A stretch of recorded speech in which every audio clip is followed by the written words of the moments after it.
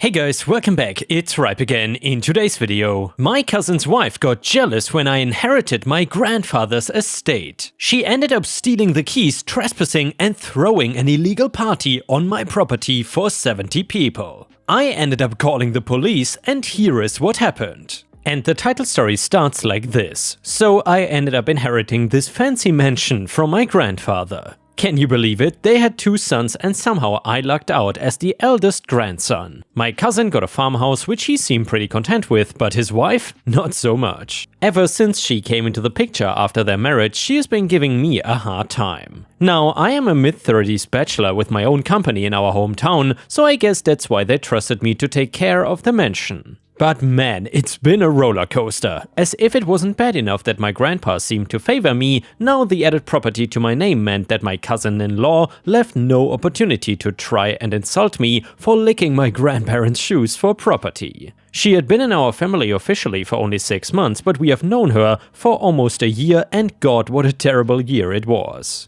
She had tried almost everything to try and poison my cousin against me, tried to turn my uncle and aunt in her favor, and boycott me, and even once accused me of hitting on her. She was, in every sense of the word, a damn Karen. But my cousin was naive, though at this point it would be fitting to call him an airhead. He was gone for her. I don't know what he saw, but behind his rose-tinted glasses all red flags looked like mere flags. Uncle and aunt tried to warn him many times, but after he tried to leave them for her, they stopped. At least they have their son nearby instead of alone with that Karen. Anyhow, life went on and I decided to renovate some parts of the mansion that had seen better days. But because of some business stuff I had to travel for a few weeks. So I handed over the keys to my dad and asked him to look after the renovations while I was away. He happily agreed and I thought everything would go smoothly. Fast forward to when I came back, I went straight to my parents' place to pick up the key and we had a nice family dinner. All was well until my dad went to get the key and it was nowhere to be found. We turned the house upside down, called up our mates, but no one had any clue.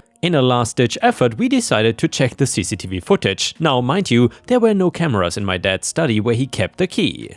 But the hallway to that study had one, and lo and behold, we saw my cousin and his darling wife going into it. But strangely, my dad was with them too. It was then that he remembered that the 2 came over for dinner a few days ago, and my cousin-in-law insisted on having a tour of the mansion. My dad was certain they couldn't have taken the key. Well, maybe not 100% certain, but you get the drift. At that point, my sneaking suspicion about my cousin-in-law was confirmed. I mean, who else would have any interest in that key? She had always been resentful towards me, and now it seemed like she was taking things to a whole new level. I decided to confront them, pay a visit to my cousin and his wife, but before that I needed to see how my small mansion was doing. Was her stealing the keys just a way to irritate me, or was she trying to take over the property by force? And also, what was my cousin's part in all of this? He has never shown any kind of distaste towards me, so either he was kept unknown to all of this or he was too blind in love. Either way, I was not gonna let it go this time. Family may come first, but only so many times. As I drove towards the mansion, something caught my eye. Lights everywhere. It was like a disco party decided to crash my mansion. I cautiously stepped inside and what did I find? A full-blown party. There were people all over the place, like 70 of them, sprawled around the outdoor pool. Some were lounging on the lawn chairs, others were having a splashy time in the pool.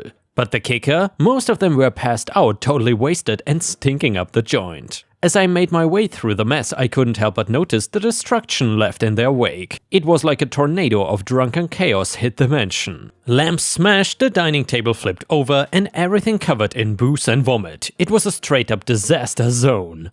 I reached my breaking point then, and I've had enough of this crap. Instead of wasting time playing hide and seek with my cousin and his wife, I whipped out my phone and dialed the cops. Time for some professional help to deal with these party animals. I was on my way out when someone called my name. The disaster herself, the almighty Karen, comes down the stairs with a wide grin on her face. My cousin is nowhere in sight, so maybe it truly was all her doing. I freaking wanted to punch her in her smug face, but the only one that needed to go to jail was her, not me. So I just clenched my fists and stood there. Karen, hey old man, what are you doing here? Me, considering this is my property, I don't need any reason to be here. Karen, oh yeah, it's your property. That geezer gave his luxury to you instead of my husband. How can I forget that? Me, so this is what it is all about, huh? You are all jealous that I got this luxury and all you got was that huge and comfortable farmhouse? Karen, don't be sassy with me. This place is a hell lot better than that shit your dead grandfather gave us. All it has are stupid trees and barns. Who the hell needs that? Me, don't talk about my grandfather like that or I swear I'm gonna make even sure that old shit is no longer yours. Karen, and what are you gonna do, huh?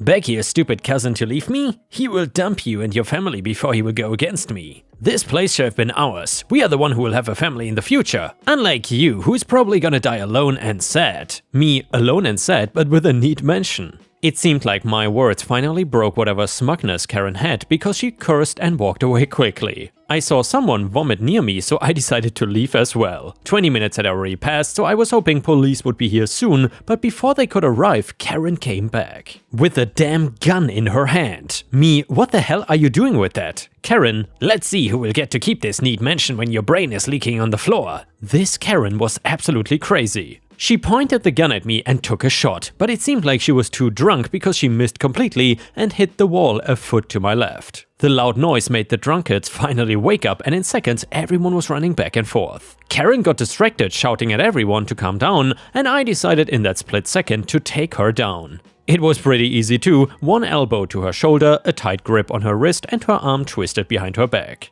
I took the gun from her trembling fingers and quickly unloaded it before throwing it in the pool. She screamed like a frickin' banshee and jumped as well. If I was not scared for my life, I would have laughed at how she was flailing around in the pool. Thankfully, police arrived quickly after that.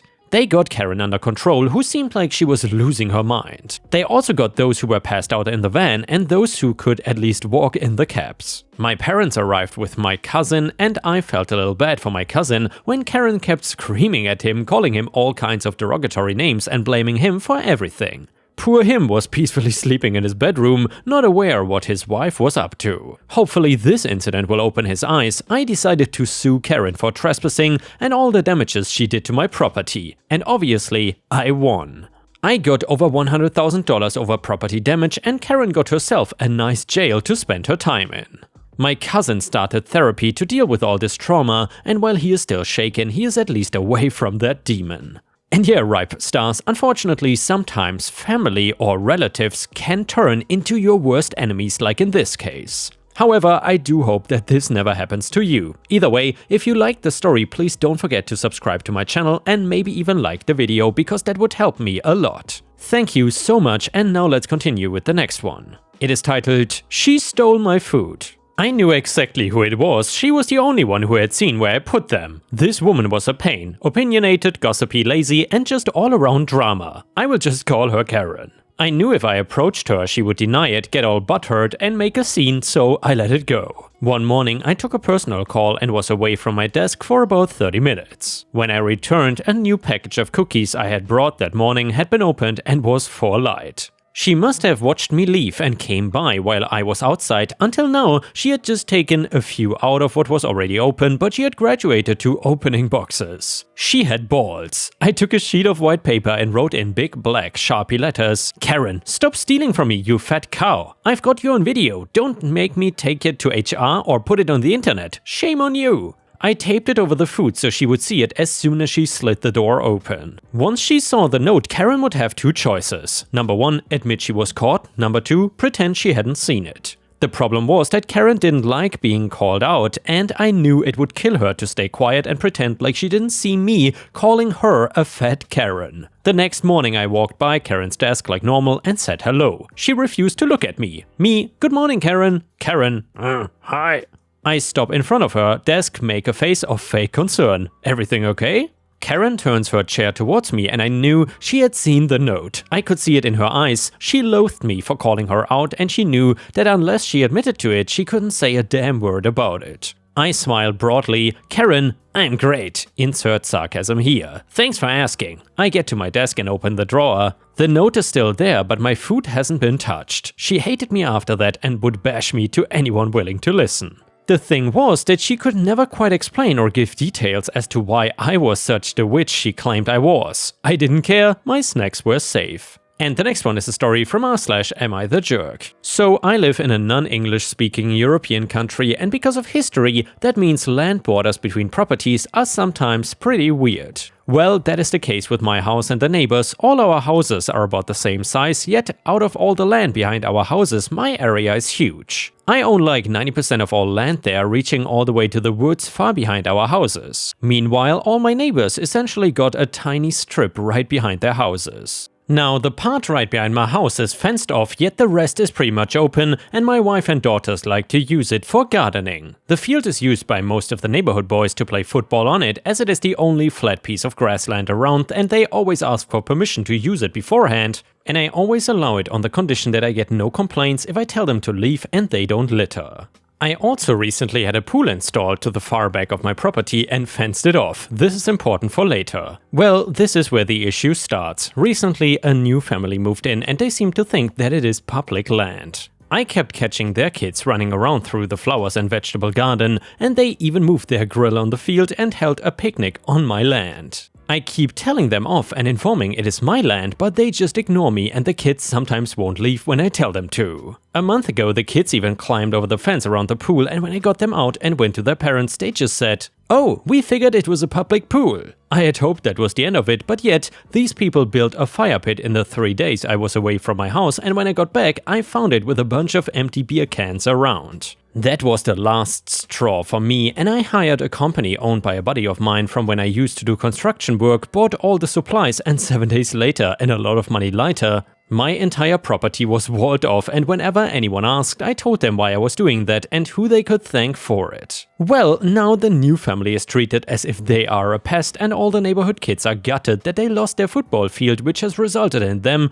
picking on the new neighborhood kids. I honestly feel pretty terrible, but I also feel like I gave them plenty of warnings before taking drastic action. And yeah, ripe stars, let me know what you think about this. Do you think that OP was the a-hole or not? I would say you're definitely not the a-hole for putting a fence on your property. That is your good right. Anyway, people on Reddit said, not the a-hole, it just takes a few a-holes to ruin it for everyone. You repeatedly told them it was private property and they repeatedly trespassed and disrespected it anyway. Comment number 2, not the a-hole, kids and their parents ruined it for everyone, just tell everyone else who mentions it that's what happened. You could always install a gate and let some kids in to play football and such if you felt bad about it, but you don't have to at all. Comment number 3, not the a-hole, it's your property and you were very understanding. Also, I don't think it's bad you tell people who ask you whose behavior it was that ultimately made you decide to wall it off. It's just the truth.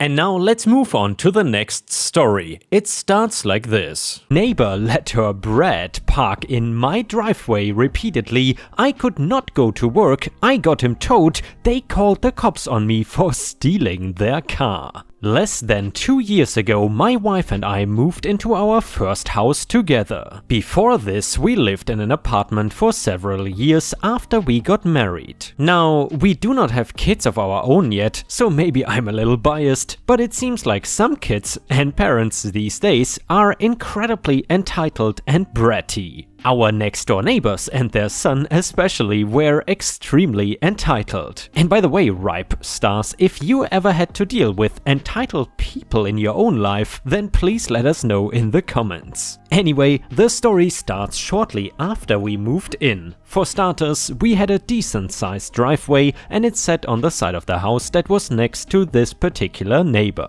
Mine and my wife's car could fit easily and we could fit up to 4 cars. Our next door neighbor was a small family, a husband and wife with their 2 sons. They had 3 cars in their driveway prior to us moving in. At first, this family was very friendly and it seemed like we could get along great. As a matter of fact, my wife seemed excited to make new friends so quickly right after moving into the neighborhood. However, her excitement quickly diminished. About a month and a half after we moved in, the father from next door came knocking on our door. He had come over to tell us that his 16-year-old son had just gotten his first car, a huge Ford F-350 truck. At first I thought it was weird he would come over just to tell us this. I mean, that is great and all, I remember my first car, but my parents definitely did not go around the neighborhood telling everyone. Well, it quickly became obvious why he wanted to come over and tell us. He then asked us if his son could park his car in our driveway, as our driveway had a significant amount of space compared to theirs. While I enjoyed the company of these neighbors, I really did not want some chunky beefed up truck in my driveway.